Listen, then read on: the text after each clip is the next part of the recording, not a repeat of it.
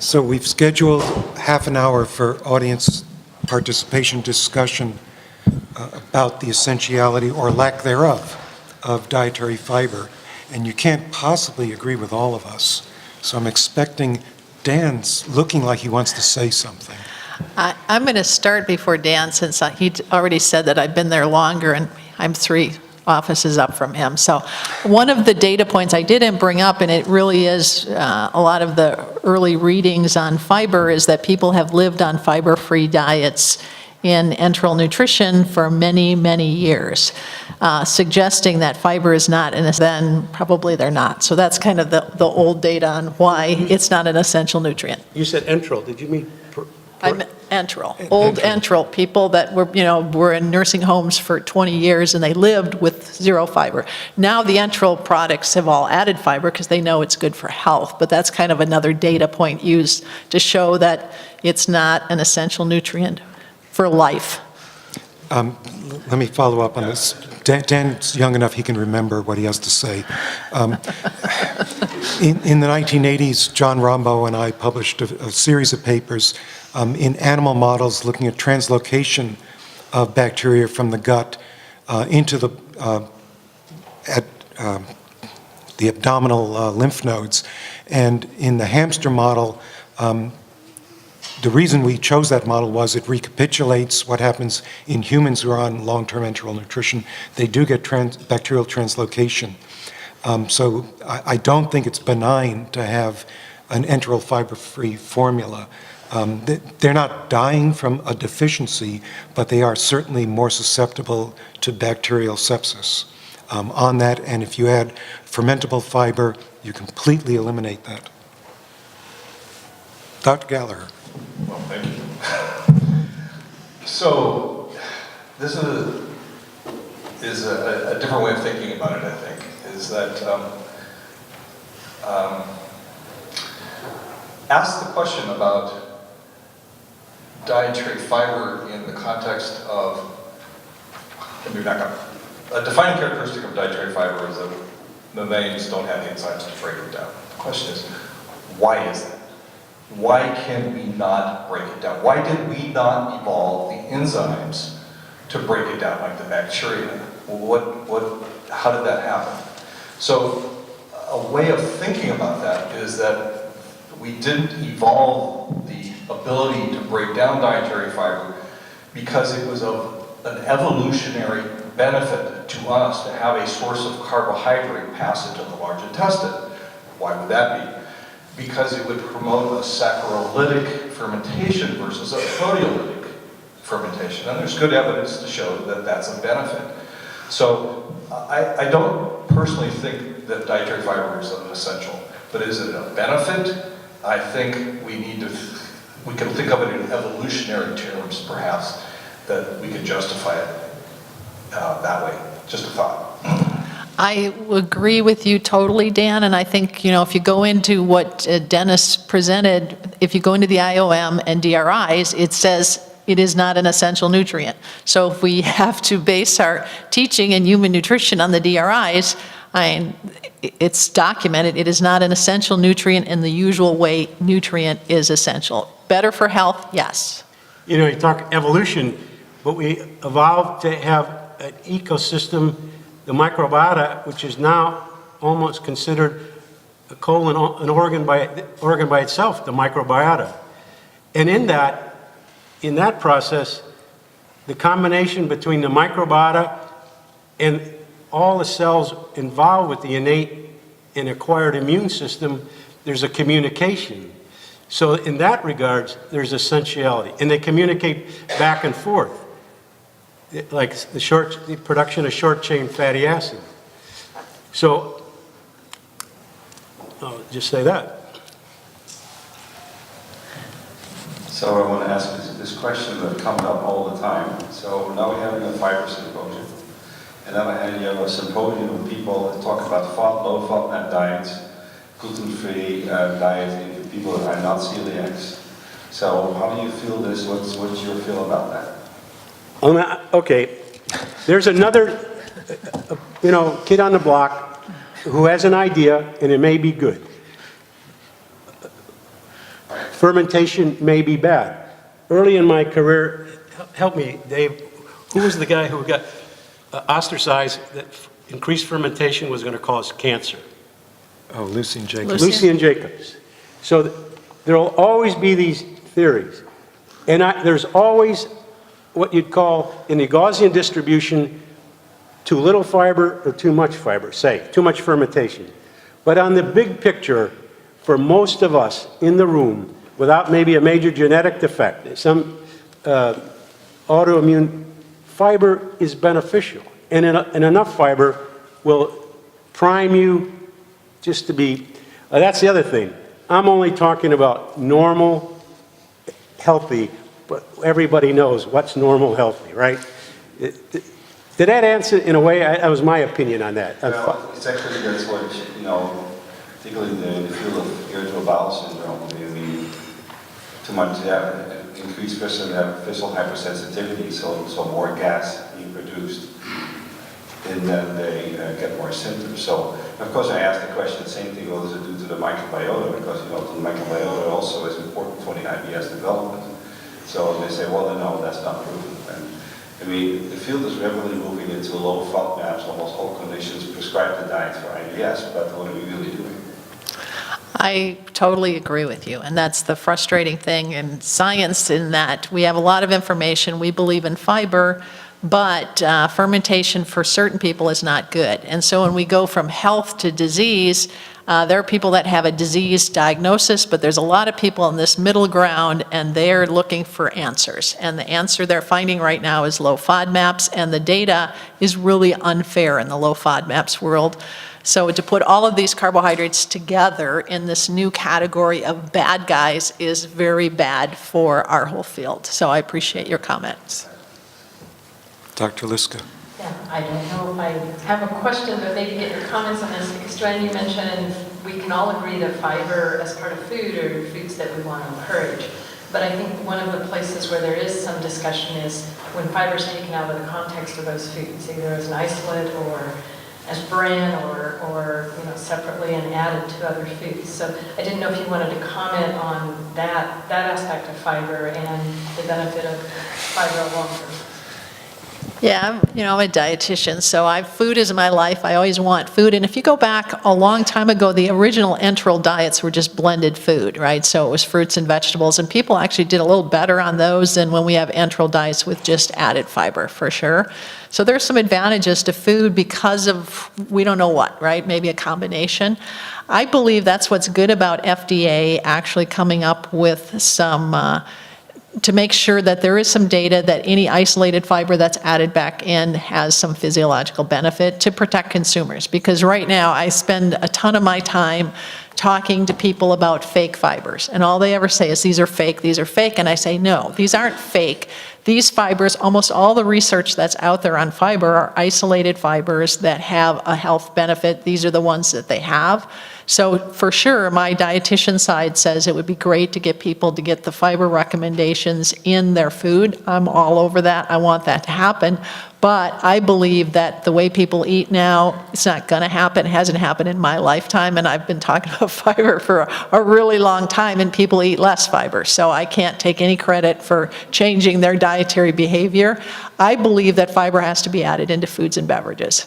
And so that's why I think it's good that FDA is actually kind of laying down the law and saying, let's make sure that the fibers that are going back in have some physiological benefits. So then when consumers come to us and say, these are fake fibers, these don't have any benefits, you're misleading us, these are processed foods, therefore they're crap, we'll have some background to say, no, these are tested fibers. And as a chemist, which is where I start, I know all of these fibers that are non-digestible and absorbable are going to have some interesting physiological effects. So I really do believe in all fibers, but there's just a ton of misinformation out there now that these isolated fibers are not effective when I know they really are.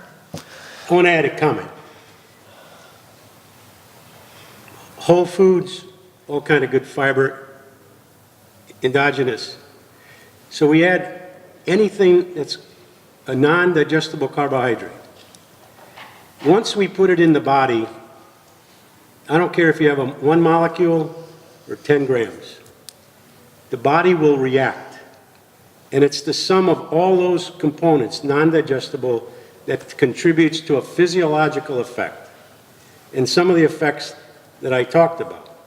I avoided the topics of lowering cholesterol, glucose, attenuating glucose or insulin, or weight, losing, or hypertension. What's the best way to achieve those, lower those? Weight management. Is fiber, fiber going to do that? Good. Well, It's one of the 9. Anyway, my point to add to you, whatever the body ingests, it's essentially perceived as a fiber, and it acts as a fiber going all the way through. One comment that I would add to that is if the primary function of dietary fiber consumption is to feed the microbiome, your bacteria don't know the difference between intrinsic versus added fiber. With the ADM, and we talk a lot about the science. We did achieve a lot of success or understanding about fiber, scientifically or whatever, already know.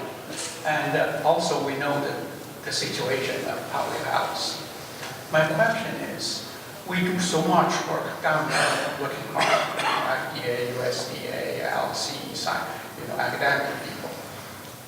If I say during the last 20 years, the US population, usual fiber intake, no meaningful increase, that's the problem, number one. Number two is, if we know the problem, how can we quickly resolve the problem? We don't want to see the last 20 years, 10 years, we do so much work, we have so passionately working on these things, but just no real benefits to the mass production.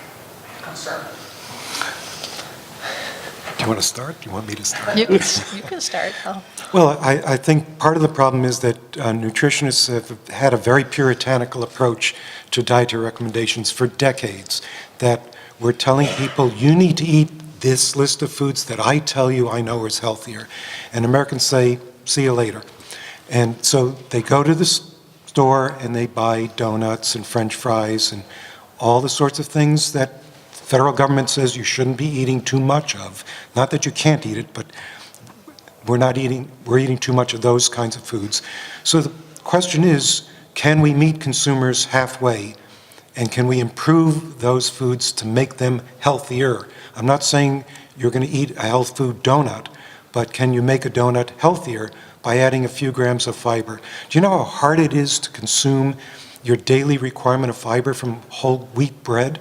You have to eat 1.5 pounds of whole wheat bread to get your 38 grams. That's not feasible for most people. So I really think, as Joanne said, we've got to add fiber to foods and beverages that Americans are consuming.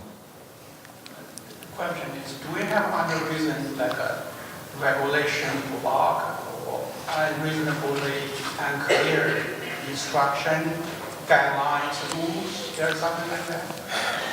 No? Nope. No? Well, I think you got to remember what's good about fiber because it's universally promoted. And so I agree with David that we need to allow it into snack foods and meet people in fast food, wherever they're eating, help get fiber into those foods and get the dietitians and other people that are out there that have this idea that fiber that's isolated is fake and junk and cheating. So it's a long education process, but I think that's the future because most foods only have 1 to 3 grams of fiber, so we're not going to make it on real food. Just a comment. Again, you're in the industry, correct? Yes. It's a never-ending challenge to make a quality product that tastes good, the consumer accepts. Whole grains, it's just a challenge to make a good product, and you must know that. You're in industry. But Dr. Fahey. So I want to go home and start immediately on this new fiber regimen. So I I'd like to know the formulation. So let's start out with what's your feeling about the, I assume you agree with the 28 to 35 grams perhaps, but what's the ratio of insoluble to soluble in this essential mix? 75-25. Insoluble to soluble, same as anything else. You can eat it on the street. Go get street food, it'll be the same, but just keep it right there in the middle. I agree, but I think, again, you're going to have more soluble in there to increase the growth of the total microbiota. And in that regards, we're going to look at maybe 40 to 50 grams a day of, quote, diet. Oh, that's another issue. But, The measurement of dietary fiber. Well, yeah, I mean, sure. But, so you're assuming all the insoluble is unfermentable? No, No, it's about half. No, a majority, a high percentages, if you look at all the solubles, generally a good percentages, right? Right. And then when you go to the oligosaccharides, they're almost quantitatively, if you can tolerate them. If you can tolerate it, right? I think we should go back and look at some of this old data too, where Yeah. the soluble fiber in the 90s and Lucian Jacobs, everybody's like, oh, that's not right, that can't be right, and actually take a look at it and learn. And so often we're such big promoters that we walk right by really important data. So I think you can get your fiber from lots of different sources. There isn't one fiber that we all need to get. You know, that's. You don't have any recommendations for the cellulose versus hemicellulose versus pectins versus oligosaccharides? Do you have a formula that you could give us? For that? Do you know that plate I just showed you? Yeah. You were watching my myplate.gov, and the number of servings from that. If you follow that, you'll be right where you need to be. I hope That's all this you is have to do. an important point. Every day we eat a different diet. Every day we have a different load of different type of carbohydrates. And in doing so, that diversity gives us the benefits I tried to explain, but what's missing is quantity. And the right selection of more whole foods, and then how properly are we going to fortify these foods in our beverages? I agree. I think if you did the 28 to 35 and a 75-25, you'd be well on the way to optimization. And we can do it for your dog, but we can't do it for you, because we have more time for your dog. But just follow him around. Maybe you should bring that up. Because dogs have the same digestive diseases, and we work a little bit with dogs. And the 75-25 or 80-20 is the ideal ratio, because dogs are like having a youngster, an infant all the time, because you have to take your dog out, and usually you have to pick up and drop it, right? So people are very interested in the stool quality, and if there's a change, they're calling their vet, the worst person in the world to ask, but nevertheless, that's who they call, and wonder why that this is happening. And pet food companies live and die by palatability and stool quality. And we do too, but we just And don't we do talk too. about it. Dr. Schneeman. So first a note of caution, then my comment. So note of caution, if it gets perceived that the reason we want fiber to be essential is so that we can add it to any food and just ignore a basic diet. I'm just saying, if that's the way it's perceived, that's a cautionary note. That's not a good rationale to move forward on essentiality.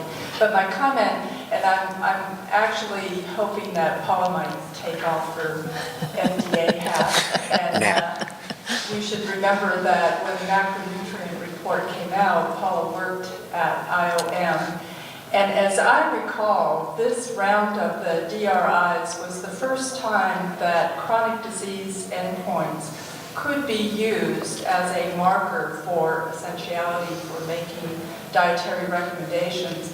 And I may be wrong, but I think dietary fiber is the only place where chronic disease endpoint was used. Is that, Paula's shaking her head. No. but- Calcium. Sodium. Yeah, sodium. But it's a place where the Fluoride. recommendation It says 5. was set. Yeah, there are others, like calcium. Come to the and microphone, potassium, Paula. Yeah. And fluoride, those were the ones for dental caries. So those were the ones, but I think when the DRI panels were looking at nutrients and setting ARs and RDAs, or sometimes AIs, for essential nutrients, it was really kind of what was shot up there, but they didn't go into a lot of detail. It's the understanding that part of a nutrient being essential in the diet is that if it's not in the diet, then there is a nutrient deficiency that is nutrient specific. So iron deficiency anemia, scurvy. And so when we get into chronic diseases or physiological effects, they're multifactorial. And so they're not nutrient specific. And also, I think the issue was it's essential for the human body, not for the microbiota. So I think that's where it was coming from. But fiber clearly was one of them. Kind of a parallel, I would say, the fiber is the EPA-DHA issue, where some think it's essential, some do not. And again, it gets to, is it essential in the body? And then with the enteral feeding, that reminded me about going back about how the essential fatty acids were determined to be essential, and that was from enteral feeding, if I remember, where there were specific essential fatty acid deficiencies that were shown because the enteral diets did not include what was it, linoleic acid and linolenic acid. Yes. I'll acknowledge, If I could pick up on a few of those that, so then when you're thinking about the DRI, so if you do this for vitamin C, you come up with an EAR, you know that 50% of the population is adequate, 50% inadequate. If you add vitamin C to a diet, you know the effect you're going to get. Whereas with something like dietary fiber, you may not be meeting the AI, but if you add fiber to the diet, you don't necessarily know what you're going to get in terms of responding. I'm just laying these out as part of the complications that we have to be thinking about. That's why I like what you were saying earlier around stool weight, where can we actually get to a point where this much fiber, this much stool weight, but then the next question is, what's the stool weight that is Linked to health. For health? Right. But getting to specifics like that, where you have a much more defined, you can think about that bell-shaped curve, and where are you on that bell-shaped curve? So, there is an it's not IOM anymore, I keep forgetting what it is now, but there is a committee that is looking at this issue of chronic disease risk endpoints, so there's still opportunity to think about how that plays into essentiality. But it's just a bigger part of the picture that comes into this question. Barbara, to comment on, it's not about increasing consumption, using it as a marketing tool. It's just trying to explain the total benefits of a mixed fiber diet to the entire intestine. And I understand that, I get that, I talk about it all the time. It's more, what's the perception when you leave the room? But then we get the rules and regulations. It's to increase it for the benefit without another rule. I mean, okay, establish an AI or an ER or whatever. Okay. Patricia. Hi, Patricia lives in Cargill. So just kind of to build on some of the recent conversations, kind of funny that I got in line at the right time. So around essentiality, maybe what we're looking for, the symptoms of deficiency, maybe they're just not outward and visible in a way that we've seen with, say, iron deficient anemia, where maybe we do need to pay attention to some of the things that Dr. Madsen was mentioning. The signs of deficiency might be more internalized. Maybe it's the decreases in mucosal layer, maybe it's the gap junctions and the decreased barrier function. Maybe what we're looking for is a test of barrier functions to define the essentiality of fiber rather than, although stool weight is perfectly fine in my mind, I agree with Joanne, but maybe something more specific, something more sophisticated might be appropriate. And so that's just my first thought. And, my second thought is, are we suffering from a lack of being specific on what is dietary fiber? Do we need to have something that is kind of akin to what protein has for amino acids? Looking at the essentiality of amino acids and being more specific about a quality assessment. Is it a specific chain length? Is it a type of oligo? Does it have to do with certain branching that is determined as resistant to digestion? So if you have alpha 1,2 linkages versus alpha 1,4, and what amount, is that something that can be kind of focused in on? Or do we want to keep continuing in this broader, fluffy landscape of dietary fiber and needing to have a multitude of sources, which I'm okay with too. I think that there's a place to be had for all of them because it's going to meet in different places for different people's needs, and meeting some of the stuff that was brought up earlier about this is kind of that adaption that we've been kind of blessed with over millennia. A comment I'll make is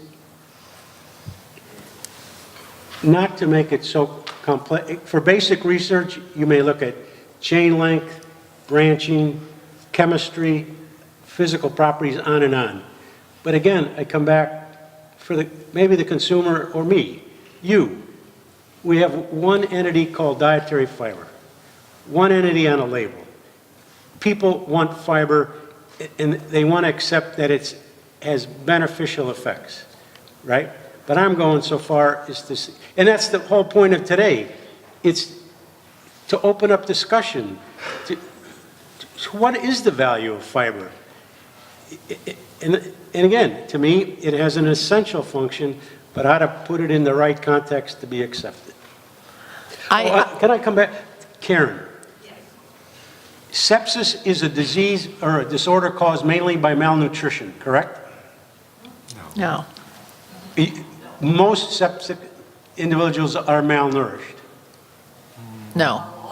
Well, A lot of does them are. Not. diet help them, a nutritionally balanced diet, help them recover They're too sick for to eat. sepsis? Once they're recovered, if they're through antibiotics, yeah, but before that, yeah. When they're but to get there, isn't it usually through some? I mean, usually they're quite ill. Yeah, that's what I. And I think that's important for us to divide here too, well people versus ill people. And if there were some markers to kind of, that's where the fiber is lacking, is that if there were some blood markers or easy markers to identify people that aren't getting enough fiber and not the right type of fiber, that would be fabulous, but we don't really have that. And I agree with George that the usual recommendation is you don't want all of your fiber from the same place. So probably similar to the diet, 75% insoluble, 25% soluble for the average healthy person is a good place to go and try to meet the recommendations, the amounts, which is a huge step up. We need to double where we're at, so there's a lot of stuff to do. But just to follow up on Joanne's comment about a marker for fiber, we heard in the workshop at NIH the last 2 days that there are literally hundreds of compounds circulating in the plasma, excreted in the urine, that are derived from the bacterial microbiome. So I think it's a researchable question that will provide answers in the next few years about finding a marker for the amount of fiber that's being consumed. Kathy. Several thoughts. Joanne, when you brought up the 75-25, are you going back to the 1980, if I remember correctly, the FASIB report on fiber? That's where that number was first talked about in terms of sort of a scientific, the science at that time suggested that that might be an appropriate. For the average healthy person as a goal, like there's no reason to completely flip that and go the other way. Right. Yeah. So anyway, I hadn't thought about it in a while, but I think that's an interesting thought that is worth thinking through again. But secondly, I want to go back. I think, Dave, you presented the idea of the bioactive versus essential. And I'm just curious if I think most people in this room would probably say for sure fiber is a bioactive, but I think we can argue a long time about the essentiality. And so when I think about that, and we were just talking about the chronic disease risk, and Dennis, when you presented on, from mouth to anus, it was only related to laxation, but yet we do have health claims, for example, on some of the soluble fibers Joanne mentioned. And so is there some opportunities that we're missing in trying to go back and look at those endpoints, those more of a chronic disease relationship endpoints that maybe just require a different way of looking at the science or a different way to research some of these things to start to build that, assuming that, if there are the correct biomarkers that we need, and there's a big question around that, it just seems like there's a lot of more in-depth science that's going to be needed in order to somehow get to some of those big chronic disease endpoints. So I don't know if you have thoughts on that, or if that was completely off the wall. Is bioactive dead? That's what it's for, why we're here. No. In fact, I agree with everything you said, and I think that's the issue, that there are a lot of researchable questions around fiber and demonstrating essentiality, and Dennis and I have been crusading about this for a number of years, and I don't think it's essential to be essential. That's the way I feel about fiber.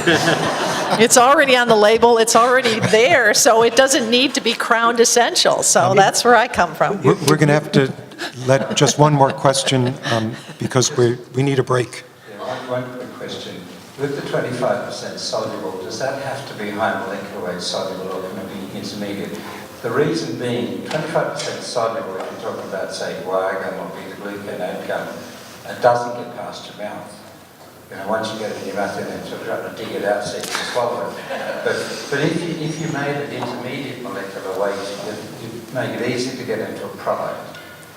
And we do see there's problems now with the FODMAPs, that if we use the fructooligosaccharides or some of the galactooligosaccharides and the others, that if they're going to go routinely into food, they're going to have to be labelled as low molecular weight fibres, because there'll be a lot of people out there will eat a bar, think it's great for them, next thing you know, they'll blow up like a balloon, and they won't want to be in an elevator at the time. I agree, and I think some of the ones that are, like partially PHGG, the products that are out there would absolutely count in that soluble fiber. So I'm not putting that in, I'm not voting for anybody, inulin, any soluble fiber as a balance, and a combination. I think that, like if you look in the enteral world, most people are going to blends. There's no perfect fiber, there's no horrible fiber, but if you put them together, that's the way we put a diet together, and the dietetics world is variety. So I would not say that any soluble fiber would have to be in there, but I totally agree that the gums, they're hard to formulate and eat.